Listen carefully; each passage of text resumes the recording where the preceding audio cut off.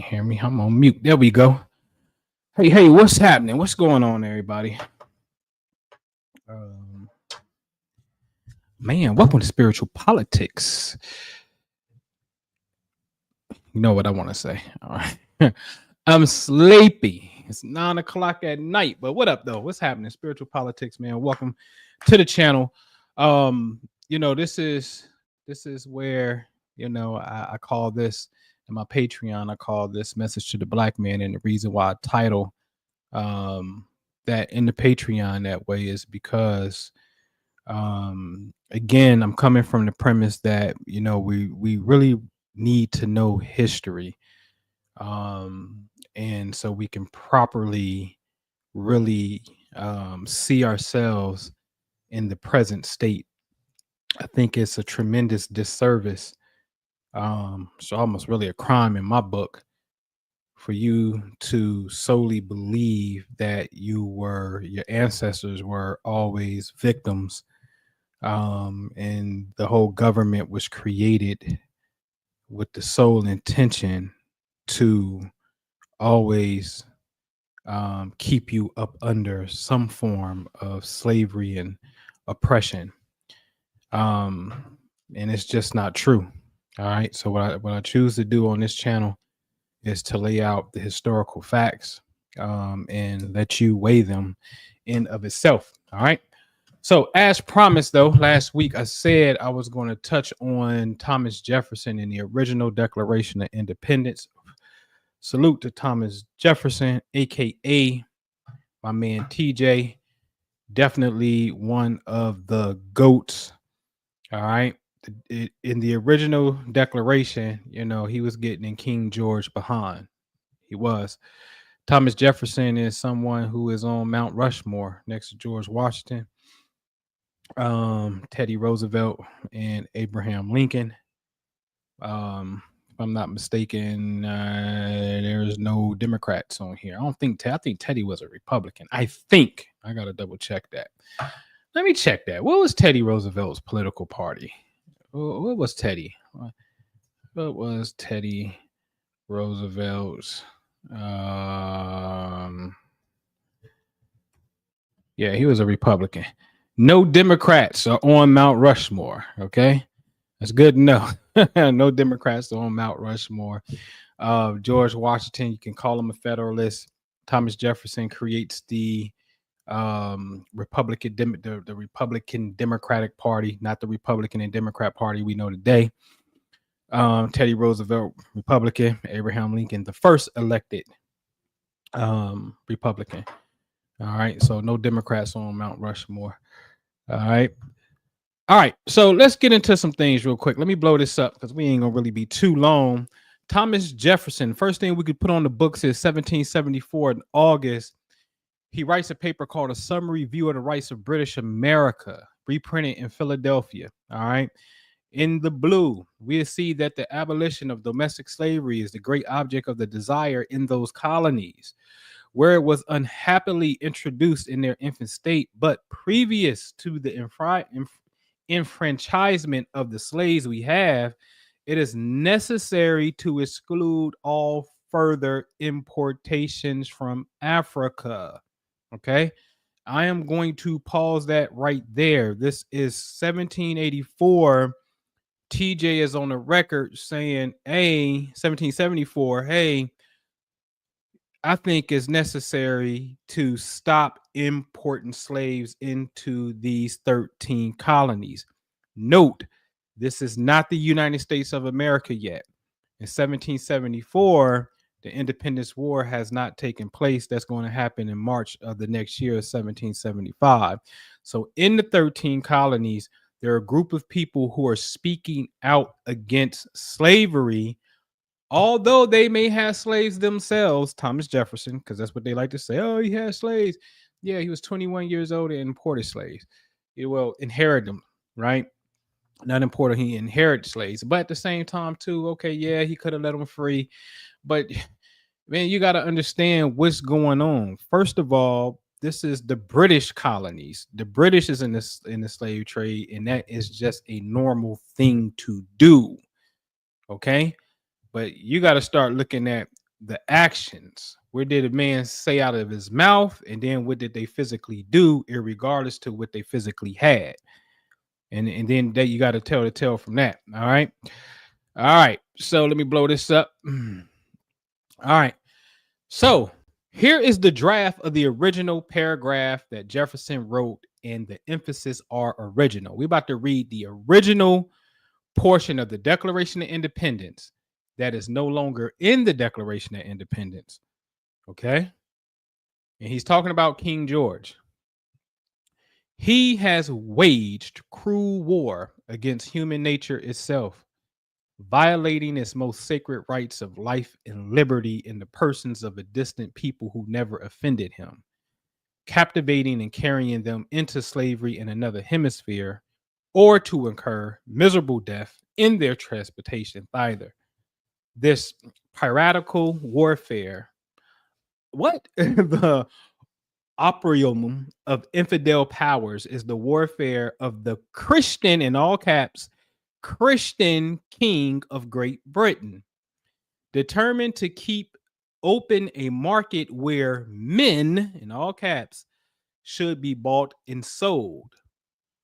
He has prostituted his negative for suppressing every legislative attempt to prohibit or to restrain this execrable commerce, and that this assemblage of horrors might want no fact of distinguished dye, he is now exciting those very people to rise in arms amongst us and to purchase that liberty of which he has deprived them, in murdering the people upon whom he also obtruded them, thus paying off former crimes committed against the liberties of one people with crimes which he urges them to commit against the lives of another.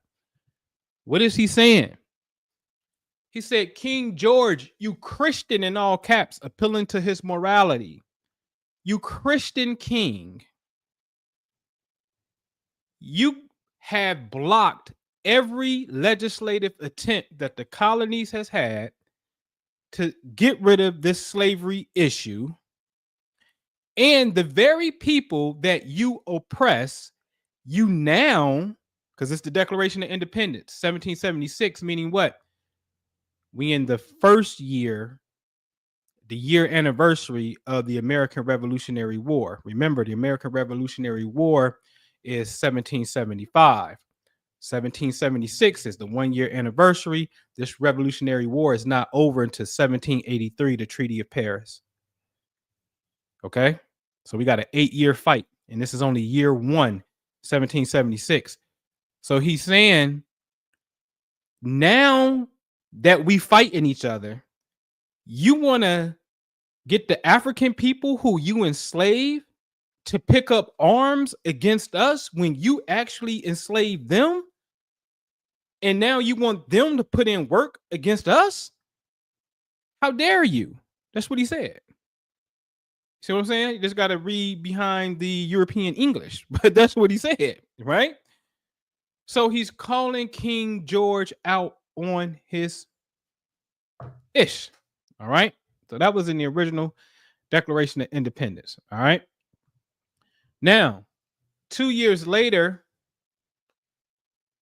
Thomas Jefferson introduces a bill in Virginia where it says an act to prevent the further importation of slaves. That's what it says. It passed in the Virginia General Assembly, October 1778. It made importing enslaved persons into Virginia illegal, but did not free those already enslaved or in slavery itself. Now, this is interesting because remember, we saw in 1774, 4 years prior, Thomas Jefferson has wrote the summary of rights of the British colonies. And he said in there, hey, I think it's necessary that we stop importing slaves. Then 4 years later, he introduces in Virginia, his home state, and it passes. This is Thomas Jefferson. So Thomas Jefferson is against the importation of slavery. And perhaps maybe when we look at the whole story, as I showed you, the whole story is that was his job, was to deal with the importation. But to kill the domestic aspect, that's going to be a whole nother ball game. That's going to be a war. That's called the Civil War. That would be less than 100 years in the future that's coming if you try to deal with it on the local level. So you got to start chipping away at it. I showed y'all last time in the first government, George Washington is the one that's like, stop the exportation of slavery. Thomas Jefferson is the one that stops the importation of slavery. Abraham Lincoln is the one who stops the domestic aspect of slavery. And that was a 4-year war to do that. Okay. So Thomas Jefferson is on the record, 1774, stopped the importation of slavery. 4 years later in Virginia, stopped the importation of slavery. Okay. That's him. All right. Now, in 1784, Thomas Jefferson creates a land ordinance. Okay. And it had a clause in there, literally at the top, that after the year 1800 of the Christian era, there should be neither slavery nor involuntary servitude in any of the said states, otherwise than in punishment of crimes, where the party shall have been duly convicted. What happened to the clause? Jefferson's anti-slavery clause failed to pass by just one vote in the Continental Congress. This is before a constitution. The Constitution is not until 1787 to 1789, ratified in 89. All right, so that's before the Constitution. So he's coming with a land ordinance and he's trying to get rid of slavery. Not get rid of slavery. He don't want slavery to exist in the new territory that will become states. He's not with that. It's Thomas Jefferson in the land ordinance, and it failed by one vote. Okay.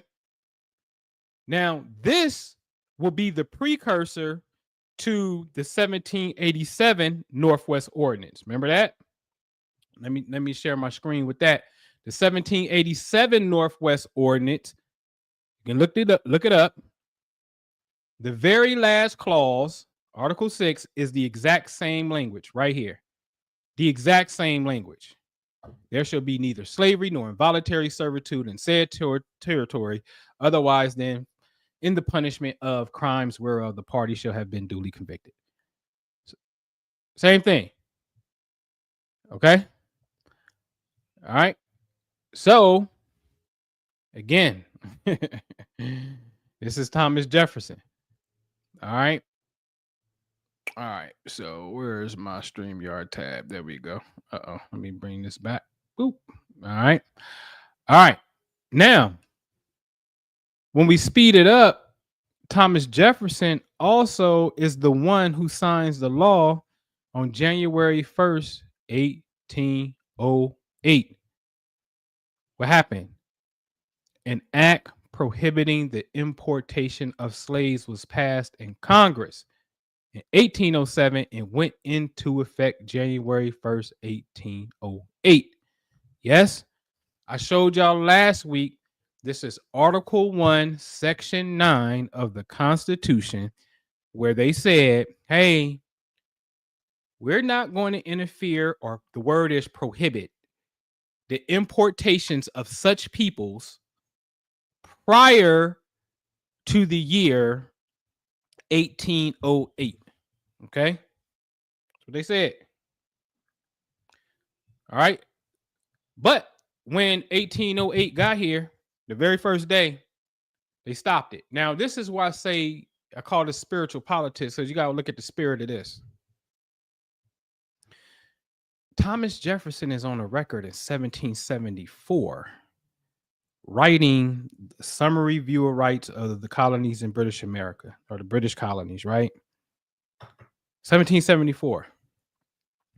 Then we saw later he introduces to Virginia, right? Like, hey. No slaves should be imported into Virginia. Virginia passes it. right? Then, coincidentally, he just so happened to be, hold on, before we even get there. Then we get to the Constitution. Constitution 1787, 1789. George Washington comes in as the president. Then John Adams. Then Jefferson. Jefferson was trying to beat Adams for president, but Adams beat him, right? But look how the spirit moved, because the clause in the Constitutional Convention, 1787, it was actually 1788 to be precise. 20 years later, Thomas Jefferson is now the president. And Thomas Jefferson, as you see on the screen, is the one who signed it and said, it's over. Do y'all see the beauty in that? This is 1808. What's the math? I probably got it on the screen. 1808 minus 1774.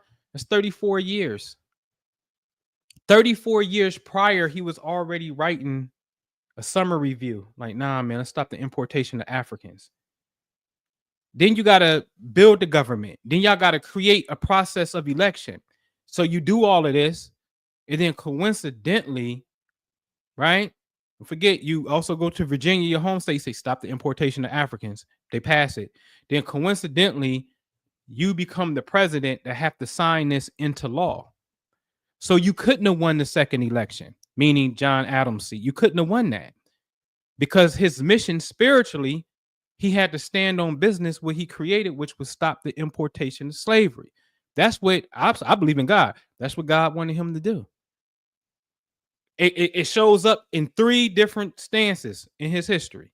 1774 summary, introduction into Virginia, and it passes, and he signs the law to make it absolutely illegal to do it in 1808.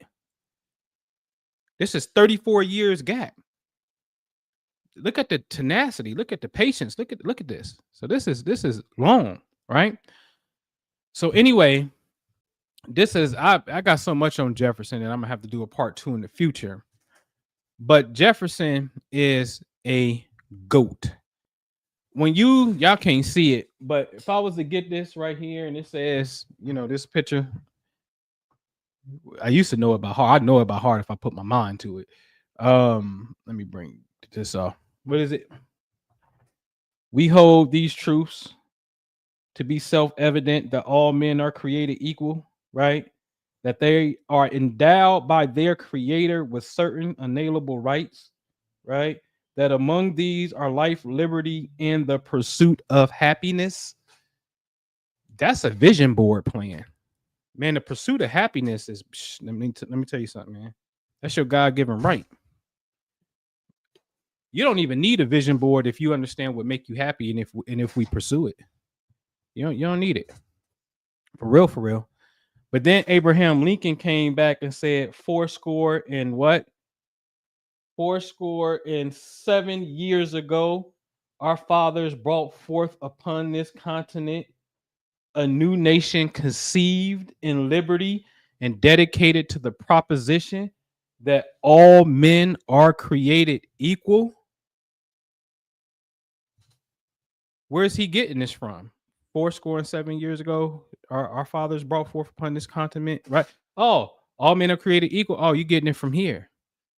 This is why, again, when we go back to the Mount Rushmore picture, yes, when we go back to Mount Rushmore, we see that, oh, Abraham Lincoln is on Mount Rushmore with Thomas Jefferson, as he should be. The only one who shouldn't be there, in my opinion, is Teddy Roosevelt, right? Teddy Roosevelt is a very interesting dude because he's the trust buster. He's the one that I see why he could be on there, but he's the one that says, oh, okay, Rockefeller, we about to break up all your companies, but you don't know that's going to make them richer. But he's the one, Teddy Roosevelt, don't think corporate America and Wall Street run this thing. He think he the head honcho. The government run this thing. So he had an ego, you know what I'm saying? Big time ego. He's one of them dudes that was killing African elephants. Like he had an ego. He had something to prove. So Teddy was the one that was breaking up big companies, which you would call monopolies in a sense. You know what I'm saying? So that's his claim to fame. I personally think Grant should be next to Lincoln. But if you got Lincoln, you kind of in the same era. But shit, Thomas Jefferson and George Washington in the same era. So I think you need to have Grant next to Lincoln for sure. But I can see how Teddy could be there. But anyway, little history on that. All right. But TJ the GOAT, man. Thomas Jefferson absolutely is the GOAT, because without the Declaration, without without his work, Abraham Lincoln doesn't have any inspiration for the most part. Even though Abraham Lincoln was aware of the 1774 Articles of Association. This how I got onto this whole thing of American history. Like, I was in the Civil War. That was my lane. The Civil War was my thing, because it's easy. It's black and white. It's North and South, Confederates versus the North, the Yankees, whatever. Like, it's okay. Who is who? Oh, okay. You got General Lee on that side, Stonewall Jackson on that side. Jefferson Davis wanted to be the president of of the Confederacy. I think Stephen Alexander wanted to be his vice president of the Confederacy. You know what I'm saying? You just got people. You just start naming people. Like, okay, Jeb Stuart's on that side, and you got these people on that side. And who's on our side over here that was from the North? So it's real easy to piece it together once you start understanding the Civil War. And then prior to that, then you got to understand who the abolitionists were. And when you start understanding who the abolitionists were, this is going to take you back to colonial America. So this is going to take you to George Washington times, Thomas Jefferson, and all them, early America, right? And so, but Abraham Lincoln in his inauguration address gave reference to 1774. You know what I mean? The Articles of Association. I'm like, what is he talking about? So I go look this joint up. This joint's like the Declaration of Independence before the Declaration of Independence. 14 bullet points. Number 2, we always read it here. It says, hey, man, we ain't going to have nothing to do with slavery. This is October. I think it's October the 20th, 1774. You're like, hey, come December, this upcoming December, got like a month and a half, we done with slavery. And I'm like, whoa, wait a minute, you what? Yeah, we done with slavery. Oh, who is we? And then you start seeing who signed off on it. Oh, then we start looking into, well, who signed? John Jay? I know John Jay. That name sounds familiar. I got first hip to John Jay. Remember the rap from Mr. Cheeks? Y'all remember that? Or am I old? Right? Ghetto love is the love that we live by. Give it up for my shorty, right? And he was the one that said his shorty used to study law down at John Jay, right? The song was called Renee. And I said, John Jay, that's a law school. Oh, it's a law school, duh, because John Jay was the lawyer chief justice, right? All right, so let me look into this John Jay dude, because I see his name on there. Oh, John Jay was an abolitionist. He was the founder of the New York Manumission Society. Whoa, blew my mind. I said, what? Now, John Jay is part of the Federalist Papers, as I showed y'all last week. He rolling with Alexander Hamilton, the first Secretary of the State. He's a founder of, him and Alexander Hamilton are co-founders of the New York Manumission Society to free slaves. What are you talking about? You know what I'm saying? So Abraham Lincoln 100% is drawing his inspiration from this era right here. Okay. And then I fell in love with this era more so because the Civil War is just black and white and it's plain. Who were the ones before that was putting in work? There was legislation battles that was taking place, as I explained before, with the infamous gag rule of the South. You couldn't mention slavery on the House floor. John Quincy Adams, John Adams' son, fought that gag rule for like 8 years. This legislation battle is taking place. The South wanted tougher fugitive slave law because the slaves are coming up north getting free, and the South is mad about it. So you got to pass a tough fugitive slave law. But the very next year, there's a law that's passed that said we're not allowed to export slaves out the country. And it's like, yo, these are two opposing ideas. These two opposing ideas have always been here. It's on the record at the Philadelphia Convention, known as the Constitutional Convention in 1787. The issue of slavery was so heated that it had to get pushed as one of the last things to deal with when forming this new government. Hence, shout out to Rufus King, shout out to Nathan Dane. Maybe I'll do a video on them. The authors of the 3/5 Compromise, the one that we horribly misquote. Jay-Z even said it. 3/5, I believe, is the phrase. He even said it with that, that Drake song. I think it was Drake, or it was definitely with Meek Mill, right? Totally misunderstood. Malcolm X even said it. I think it's Article 1, Section 2 of the United States Constitution. They see it as 3/5 of a human being, less than a hog, less than a dog. And it's okay, we make mistakes. But I showed y'all over and over again, 3/5 compromise don't mean that. 3/5 compromise is in our favor. You don't want the slave master to count all of the slaves because they're going to have more slave masters in power. It's just stupid. So even if they did see us as 3/5 of a human being, your argument is still they didn't count them all, right? Because we 3/5 of a human being. You don't want them to count them all. That's retarded to do that. You don't want that. Your enemy gets more people in power. You don't want that, right? So once you know that era, you used to start putting it together. He was like, "Yo, man, this thing is dope. It's super dope." All right. But anyway, salute to TJ the GOAT. January the 1st. Salute to the New Year babies. Y'all January 1st babies. You know what I'm saying? This is powerful, powerful turn of events right in the pocket when you understand astronomy and what's going on January the 1st. You turn in that corner out of December into January as the earth is turning that corner, is lining up as close as it can to get to the sun around January the 3rd, known as the perihelion. It's closest to the sun. And we going in between Sirius. So you had a sun here, and this is Sirius, right? And so here go the earth coming around. And keep going around the sun. Then it'd be like this. You know what I'm saying? It would like this, but then it go like this, right? That's how it would be. So this is like a portal at that time, going through a vortex of energy is what happening around New Year. All right. So these guys are signing legislation, powerful legislation every time the earth aligns with Sirius. July 4th, that's down to earth is here. You see what I'm saying? So it's earth, sun, Sirius. That's how it go on July 4th. On January 1st, it's Sirius, earth, sun. You see what I'm saying? So every time they in these pockets, boom, boom, boom.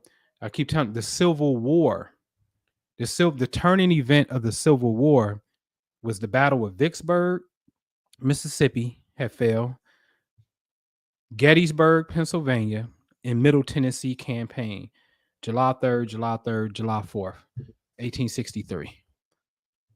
Look it up. That's the turning. And we got to look at that. Like, hold on. All of this happens on July 4th weekend type of vibe. Like, what's going on? Like, the South could have won, but a decision was made. Independence was established as far as writing it on this portal day, as I'll call it. Now, almost 100 years later, it's the Civil War, and all of a sudden, a chain of events occur that goes into our favor. Yes, right? And so, again, this is an alignment with the Earth, Sirius, Sun. I mean, Earth, Sun, Sirius at that particular time. Two things. One, the Quran says God, Allah, is the Lord of Sirius. That's number one. That's what the Quran says. The Quran says Allah is the Lord of Sirius. And now all this stuff, independence and freedom for all people, every man is created equal. Then the Civil War happens, and that turn of events right here on July 4th, the Lord of Sirius, the Lord is on your side. That's why that's the real mess. The Lord is on your side. You won already, right? Okay. And then Thomas Jefferson dies July 4th, 1826. Whoa. Dude, you signed this document. This is the most famous document. July the 4th, he died on July 4th. 1826. That's 50 years later from the Declaration of Independence, but it's 50 stars on these on this flag. Do the math. Tell me God ain't intelligent. Y'all tripping.